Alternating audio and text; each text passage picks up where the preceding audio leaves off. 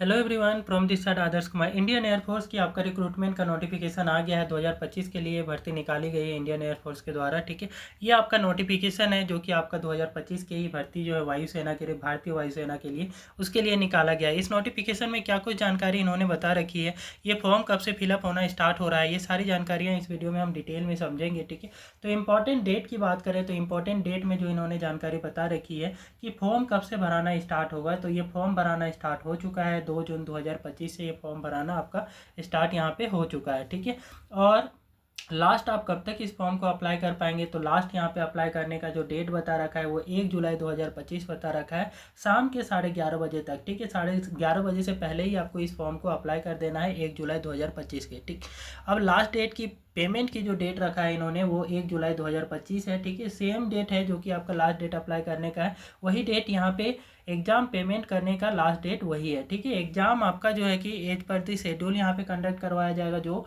कि एयरफोर्स का आपका यहाँ पे शेड्यूल निकाला गया था एग्ज़ाम के लिए, उसी के बेसिस पे किया जाएगा। और एडमिट कार्ड की जो होगा कि कुछ दिन एग्ज़ाम के कुछ दिन 8 से 10 दिन पहले अवेलेबल करवा दिया जाता है। ठीक है, नियरली 4 दिन पहले भी करवा सकते हैं। अप्लीकेशन फ़ी के बारे में इन्होंने जो जानकारी बता रखी है कि AFCAT इंट्री करना चाहते हैं। ठीक है, जो जनरल तरीके से आप इस फॉर्म को कोई भी कैंडिडेट फिल करना चाहता है तो उसको 550 रुपये यहाँ पे इस फॉर्म को फिलअप करने के लिए देना होगा। वही NCC वाले स्पेशल एंट्री के थ्रू इसमें इस फॉर्म को अप्लाई करते हैं तो उनको कोई यहाँ पे पेमेंट करने की ज़रूरत नहीं पड़ेगी।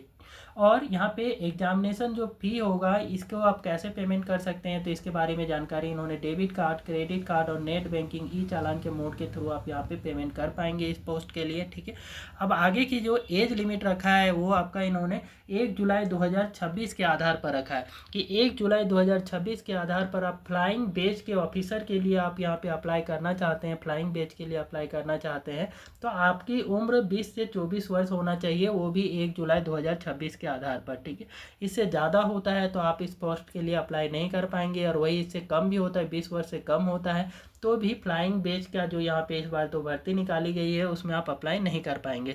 यहाँ पे जो 4 ईयर का ड्यूरेशन है 20 से 24 ईयर्स, वही कैंडिडेट यहाँ पे अप्लाई कर पाएंगे। ग्राउंड ड्यूटी के आपका टेक्निकल और नॉन टेक्निकल के लिए जो आपका पोस्ट निकाली गई है जो कि ग्राउंड ड्यूटी के ऑफिसर होंगे, तो उनके लिए जो यहाँ पे आपका टोटल ये आपका एज मांगा गया है वो 20 से 26 वर्ष का मांगा गया है। ये भी एज कौन से आधार पे देखा जाएगा, तो 1 जुलाई 2026 के आधार पे ही देखा जाएगा कि 1 जुलाई 2026 के आधार पे कैंडिडेट का 20 से 26 वर्ष उम्र है तो वो आपका यहाँ पे ग्राउंड ड्यूटी, टेक्निकल और नॉन टेक्निकल स्टाफ के लिए अप्लाई कर पाएंगे एयरफोर्स में। अब जो भी यहाँ पे for special NCC special and metrological entry age relaxation आप चाहते हैं उनके लिए जो है नोटिफिकेशन के पेज में आप पढ़ें तो उसकी जो आपका एज रिलैक्सेशन के जो रूल्स है उसी के आधार पर यहाँ पे एज रिलैक्सेशन के बारे में इन्होंने जानकारी दी है। ठीक, अब आते हैं हमारे पास वैकेंसी डिटेल, जो कि टोटल आपका 284 पोस्ट है। तो एयरफोर्स में ये अच्छी खासी पोस्ट हम मान सकते हैं कि 284 पोस्ट के लिए इस बार वैकेंसी इन्होंने निकाली हुई है। और इसके सारे आपका पोस्ट वाइज डिटेल्स को भी जानेंगे, इससे पहले एक बार वीडियो को लाइक करते हैं और चैनल को सब्सक्राइब कर लें, सो दैट इस टाइप का जब भी गवर्नमेंट जॉब से रिलेटेड कुछ भी नोटिफिकेशंस आता है तो वो नोटिफिकेशन सबसे पहले आपको यहाँ पे प्राप्त हो जाएगा। और यहाँ पे एंट्री टाइप के इन्होंने बता रखा है और उसके पोस्ट कोड बता रखा है। सेकेंड में, थर्ड में आपका मेल कितने आपका कैंडिडेट फिलअप किए जाएंगे, कितने मेल कैंडिडेट की वैकेंसी है, कितने फीमेल कैंडिडेट की वैकेंसी है, टोटल कितने आपके यहाँ पे वैकेंसी है इस पोस्ट के लिए, उसके बारे में इन्होंने पोस्ट वाइज ऐसे कॉलम के तहत बताया। ठीक है, तो यहाँ पे AFCAT की फ्लाइंग ऑफिसर के पोस्ट के लिए आप अप्लाई करना चाहते हैं ना, तो फ्लाइंग ऑफिसर के जो पोस्ट है उसमें टोटल आपकी जो वैकेंसी है 3 सीट है, उसमें फीमेल के लिए 2 सीट है और मेल के लिए 1 सीट है। ठीक, तो सीट देख करके ही अप्लाई करना है कि मेल के लिए, पुरुषों के लिए जो फ्लाइंग ऑफिसर का जो पोस्ट है सिर्फ आपका उसमें 1 ही सीट है, फीमेल का 2 सीट है। और ग्राउंड ड्यूटी वाले टेक्निकल स्टाफ की बात करें तो ग्राउंड ड्यूटी वाले जो टेक्निकल स्टाफ है उनके लिए जो आपका AE पोस्ट कोड है, और यहाँ पे मेल पुरुषों की जो वैकेंसी है वो 85 है और महिलाओं की जो वैकेंसी है वो 23 है। टोटल 108 पोस्ट यहाँ पे खाली हैं जिनको ये भरा जाएगा ग्राउंड ड्यूटी टेक्निकल स्टाफ के लिए। वही आपका AE पोस्ट कोड आपका M, ये हमारा जो है कि पुरुषों के लिए आपका 38 पोस्ट इसमें खाली हैं और महिलाओं के लिए 10 पोस्ट इसमें भी खाली है। तो टोटल यहाँ पे 48 पोस्ट इस तरीके से देखेंगे तो यहाँ पे ग्राउंड ड्यूटी टेक्निकल स्टाफ के लिए यहाँ पे खाली है। और ground duty non technical staff की बात करें तो ground duty non technical staff में जो पोस्ट कोड एडमिन वाला पोस्ट कोड है, ठीक, तो इसके लिए जो मेल है, मेल की टोटल 46 सीट यहाँ पे आपका खाली हैं जिनकी वैकेंसी निकाली गई है। वही आपका फीमेल के लिए 12 पोस्ट के लिए यहाँ पे निकाली गई है। टोटल जो ground duty non technical post के लिए एडमिन वाले पोस्ट के लिए जो है 58 सीट खाली है, तो 58 के लिए यहाँ पे निकाली गई है। एलएसजी वाले पोस्ट के लिए कितना है, तो एलएसजी वाले के लिए टोटल 15 पोस्ट खाली है, जिसमें से 11 पुरुषों को लिया जाएगा, 4 महिलाओं को लिया जाएगा। और वही अकाउंट्स की बात करें तो अकाउंट्स में जो है कि टोटल आपके 11 पोस्ट खाली हैं अकाउंट वाले में भी, जिसमें से 9 आपके पुरुषों की यहाँ पे भर्ती होगी और 2 महिलाओं की इसमें भर्ती ली जाएगी। अब आगे की जानकारी में इन्होंने बताया कि ground duty non technical staff में एजुकेशन पोस्ट जो है उसके लिए जो इन्होंने आपका वैकेंसी निकाला है, इसमें टोटल 9 पोस्ट के लिए निकाला हुआ है, ठीक है। 7 पुरुषों की भर्ती होगी, वहीं 2 आपके महिलाओं का भर्ती लिया जाएगा। ग्राउंड ड्यूटी नॉन टेक्निकल के लिए आपका वेपन सिस्टम ब्रांच में जो होगा, ये पोस्ट कोड है वेपन सिस्टम ब्रांच कोड, तो इस पोस्ट कोड के लिए जो टोटल वैकेंसी निकाली गई है वो टोटल आपका 24 पोस्ट के लिए निकाली गई है, जिसमें 19 पुरुषों की भर्ती होगी और 5 महिलाओं की इसमें आपका भर्ती ली जाएगी।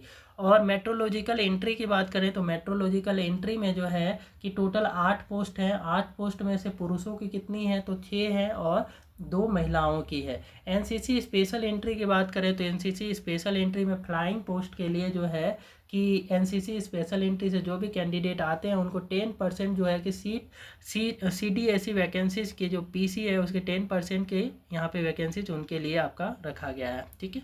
अब आते हैं पोस्ट वाइज एलिजिबिलिटी डिटेल्स कि ये पोस्ट के लिए आप अप्लाई करना चाहते हैं, फ्लाइंग ऑफिसर के लिए आप अप्लाई करना चाहते हैं तो आपकी क्वालिफिकेशन क्या होना चाहिए, ठीक है। उम्र की तो बता दिए कि आपका 20 से 24 वर्ष रखना चाहिए। ग्राउंड ड्यूटी के वाले जो हैं उनके लिए 20 से 26 वर्ष है, वो तो उम्र का हो गया। अब यहाँ पे जो है कि क्वालिफिकेशन क्या मांगा गया है इस पोस्ट के लिए उसको समझते हैं, ठीक है। तो यहाँ पे फ्लाइंग पोस्ट के लिए आप अप्लाई करना चाहते हैं तो फ्लाइंग पोस्ट के लिए जो यहाँ पे क्वालिफिकेशन मांगा गया है वो bachelor degree in streams with the physics and mathematics eight 10+2 है ना, कि 12वीं क्लास में आपका फिजिक्स और मैथमेटिक्स के साथ में आपने किया हुआ है और उसी के साथ में आपका बैचलर डिग्री भी क्या है कि इसमें कर रखे हैं, ठीक है। फिजिक्स होना चाहिए बैचलर डिग्री में भी और मैथमेटिक्स होना चाहिए, तभी आप इस पोस्ट के लिए अप्लाई कर सकते हैं। या फिर आपका बैचलर ऑफ इंजीनियरिंग कर रखे हैं या बीटेक कर रखे हैं, बैचलर ऑफ टेक्नोलॉजी कर रखे हैं, तो आप फ्लाइंग ऑफिसर का जो पोस्ट है उसके लिए यहाँ पे अप्लाई करने के लिए एलिजिबल होंगे। अब ग्राउंड ड्यूटी टेक्निकल स्टाफ के लिए जो यहाँ पे एजुकेशन क्वालिफिकेशन मांगा है वो एरोनॉटिकल इंजीनियरिंग इलेक्ट्रॉनिक्स से कर रखे हैं तो आप इसके लिए एलिजिबल होंगे। उसमें 10+2 इंटरमीडिएट मिनिमम 60% मार्क मांगा गया है फिजिक्स एंड मैथ में, ठीक है। मिनिमम आपका कितना 60% होना चाहिए, ठीक है। मिनिमम 4 ईयर का ग्रेजुएशन होना चाहिए। ग्रेजुएशन आपका 3 वर्ष वाले नहीं यहाँ पे अप्लाई कर पाएंगे, 4 वर्ष वाले ही अप्लाई कर पाएंगे। इंटीग्रेटेड पीजी डिग्री इंजीनियरिंग में कर रखे हैं या टेक्नोलॉजी में तो ये आपका यहाँ पे अप्लाई कर पाएंगे, ठीक है। इंटीग्रेटेड जो पीजी का डिग्री कर रखे हैं है ना, एमटेक कर रखे हैं, एमई कर रखे हैं, वो लोग यहाँ पे अप्लाई कर सकते हैं। एरोनॉटिकल इंजीनियरिंग मैकेनिकल ब्रांच से कर रखे हैं तो भी यहाँ पे अप्लाई कर पाएंगे, ठीक है। तो 2 हो गए, एक तो एरोनॉटिकल इंजीनियरिंग इलेक्ट्रॉनिक्स और दूसरे एरोनॉटिकल इंजीनियरिंग मैकेनिकल। ये कैंडिडेट अप्लाई कर सकते हैं जिसमें से 60% marks in physics and mathematics होना चाहिए 10+2 लेवल, है ना, कि 12वीं में आपका क्या है कि 60% नंबर होना चाहिए, तभी जा कर के इस पोस्ट के लिए यहाँ पे अप्लाई कर पाएंगे।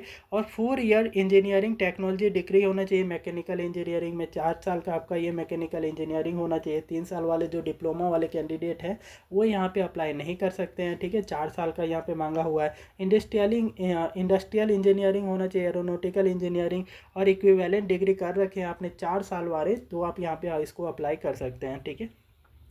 आगे की जानकारी में आते हैं तो ground duty non technical eligibility की बात करें कि नॉन टेक्निकल वाले जो स्टाफ हैं उनके लिए क्या क्वालिफिकेशन मांगा गया है।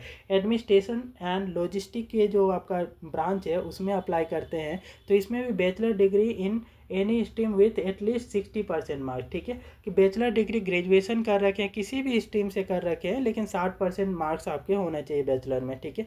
फिजिकल एलिजिबिलिटी में जो मांगा गया है कि आपका जो बॉडी का साइज कितना होना चाहिए, तो हाइट आपकी पुरुषों के लिए जो मांगा है वो आपका 157.5 सेंटीमीटर मांगा हुआ है, ठीक है। और फीमेल की बात करें तो 152 सेंटीमीटर यहाँ पे हाइट का डिमांड है। वही अकाउंट वाले पोर्शन के लिए करते हैं, अकाउंट ब्रांच के लिए अप्लाई करते हैं तो bachelor degree with commerce BCom BCom होना चाहिए, और अकाउंट के पोर्शन में बीकॉम तो होना ही चाहिए विथ 60% मार्क्स, है ना कि 60% बीकॉम में होना चाहिए। फिजिकल एलिजिबिलिटी भी सेम रखा गया है, 157.5 सेंटीमीटर आपका पुरुषों के लिए रखा गया और 152 सेंटीमीटर आपका महिलाओं के लिए यहाँ पे हाइट रखा गया है। एनसीसी स्पेशल एंट्री के तहत फ्लाइंग ऑफिसर के पोस्ट के लिए आप अप्लाई करते हैं तो यहाँ पे NCC air wing senior division C का सर्टिफिकेट होना चाहिए, तभी आप इस पोस्ट के लिए अप्लाई कर पाएंगे। फ्लाइंग ब्रांच एलिजिबिलिटी का आपका ये होना चाहिए सर्टिफिकेट, ठीक है। तो और मेट्रोलॉजिकल एंट्री में आप करना चाहते हैं, ये मेट्रोलॉजिकल एंट्री के लिए मेट्रोलॉजी ब्रांच में, तो आप इसका क्या क्वालिफिकेशन मांगा गया फॉर एलिजिबिलिटी डिटेल के लिए आपको यहाँ नोटिफिकेशन में रीड करने के लिए बोला गया है, ठीक है। तो फ्लाइंग वाले के लिए NCC air wing senior division आपका सी सर्टिफिकेट होना चाहिए, तभी वो अप्लाई कर पाएंगे। तो ये थी इंपॉर्टेंट अपडेट आपका एयरफोर्स से रिलेटेड, जो कि वैकेंसी निकाली गई हैं, तो ये चांस आप गंवाएं नहीं, ठीक है। और इस टाइप की और भी गवर्नमेंट एग्जाम से रिलेटेड नोटिफिकेशंस पाने के लिए कृपया वीडियो को लाइक करें, शेयर करें और चैनल को सब्सक्राइब कर लें।